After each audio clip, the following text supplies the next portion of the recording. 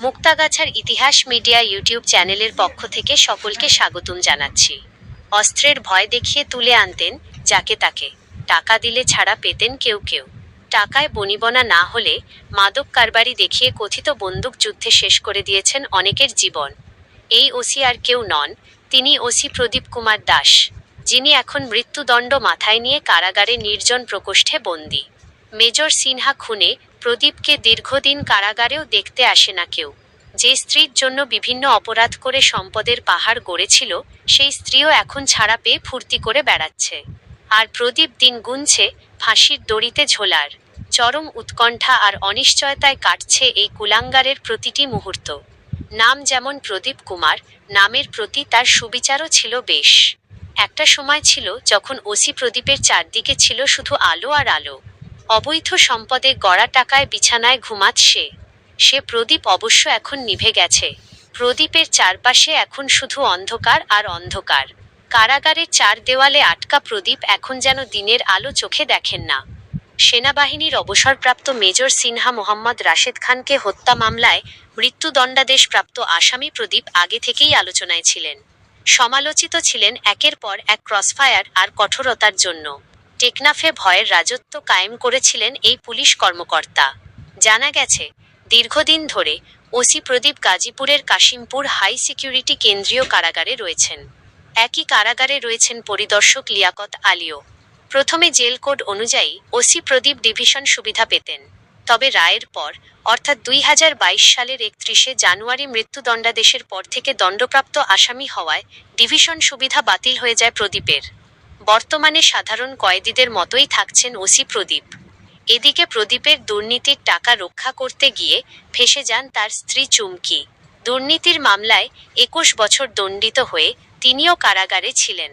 তবে গত ডিসেম্বরে প্রদীপ কুমার দাসের সাজাপ্রাপ্ত স্ত্রী চুমকিকে জামিন দিয়েছেন হাইকোর্ট। এর আগে চুমকিকে 21 বছর কারাদণ্ড দেন চট্টগ্রাম বিভাগীয় বিশেষ জজ মুন্সি আব্দুল মজিব। জানা গেছে, জামিন পেয়ে স্ত্রী চুমকি আর স্বামীর খোঁজ নেন না। কারা সূত্র বলছে, মৃত্যুদণ্ডাদেশ মাথায় নিয়ে কারাগারে দিন পার করছেন ওসি প্রদীপ ও পরিদর্শক লিয়াকত আলী। রাত দিন অনেকটা শুয়ে বসেই দিন কাটছে তাদের। তবে এত অপকর্মের পরেও তাদের মধ্যে কোনো অনুতাপ দেখা যাচ্ছে না। ফাঁসি হবে এই খবর জানার পর থেকে অনেকটাই চুপচাপ থাকেন প্রদীপ। নাম প্রকাশে অনিচ্ছুক কাশিমপুর হাই সিকিউরিটি কারাগারের এক কর্মকর্তা জানান, এখনও ওসি প্রদীপ আশা নিয়ে আছেন যে ফাঁসির চূড়ান্ত রায়ে তিনি খালাস পাবেন। তার সঙ্গে যেসব বন্দী আছেন তাদের কাছে মাঝে মধ্যে আক্ষেপ করেন। তার শঙ্কা, আদালতের সব শেষ রায় তাকে ফাঁসিতে ঝুলতে হবে। যেহেতু কেউ তাকে কারাগারে দেখতে আসে না, তাই তার জন্য খাবার দাবারও আনার প্রশ্নই আসে না। কারাগারে সবাই যা খায়, প্রদীপও তাই খেয়েই বেঁচে আছে। সিনিয়র জেল সুপার বলেন, স্বাভাবিক নিয়মে মাসে একবার সাক্ষাৎ করতে পারবেন কয়েদির আত্মীয়রা, তবে ওসি প্রদীপের কোনো আত্মীয় তার সঙ্গে সাক্ষাৎ করতে আসেন না।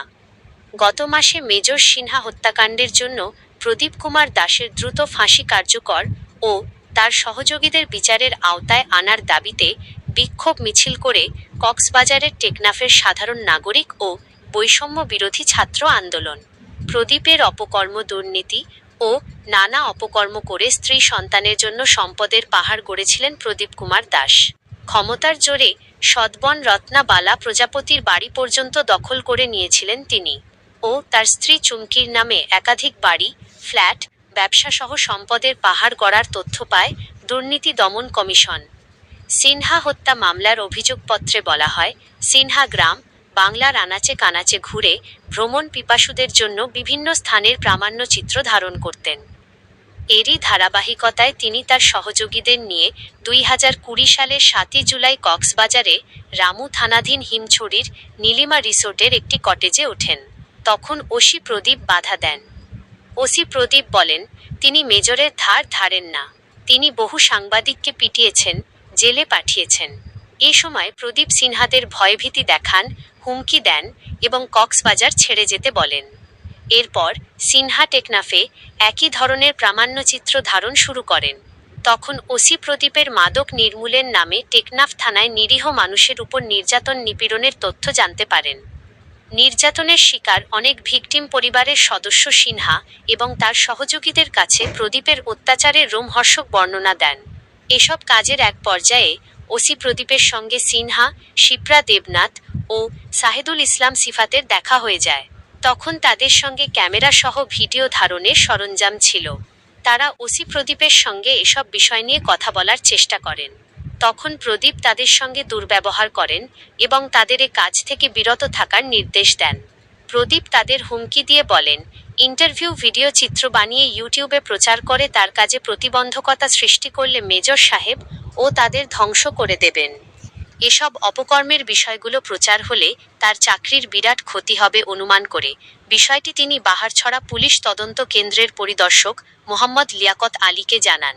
এরই ধারাবাহিকতায় টেকনাফের মেরিন ড্রাইভ সড়কের শামলাপুর তল্লাশি চৌকিতে পরিকল্পিত হত্যাকাণ্ডের শিকার হন সিনহা মোহাম্মদ রাশেদ। জানা গেছে, ১৯৯৬ সালে পুলিশে যোগ দেন প্রদীপ কুমার দাস। চট্টগ্রামের কোতোয়ালি থানায় কর্মরত থাকার সময় ২০০৪ সালে এক নারীর জমি দখলের ঘটনায় বরখাস্ত হয়েছিলেন তিনি। পরে কক্সবাজারের চকরিয়া থানায় উপপরিদর্শক হিসেবে কাজ করেন। এরপর জেলার মহেশখালীতে ও সর্বশেষ টেকনাফের ওসি হিসাবে দায়িত্ব পান। স্থানীয়দের অভিযোগ, প্রদীপ টেকনাফের ওসি থাকাকালীন ক্রসফায়ারের শিকার হয়েছে কমপক্ষে ১৪৫ জন মানুষ। সিনহা হত্যার ঘটনার পর ২০২০ সালের আগস্টে কারাগারে যাওয়ার পর ওই বছরের ১২ আগস্ট থেকে পরবর্তী ১ মাসের মধ্যে কক্সবাজার ও চট্টগ্রামের আদালতে ১২টি মামলায় ১৫টি হত্যার অভিযোগ আনা হয় তার বিরুদ্ধে। এরকম আরও ভিডিও পেতে এবং রাজনৈতিক অঙ্গনের নানা ঘটনা ও ইতিহাস জানতে মুক্তাগাছার ইতিহাস মিডিয়া ইউটিউব চ্যানেলটিকে সাবস্ক্রাইব করুন, পাশে থাকা বেল আইকনটি বাজিয়ে দিন।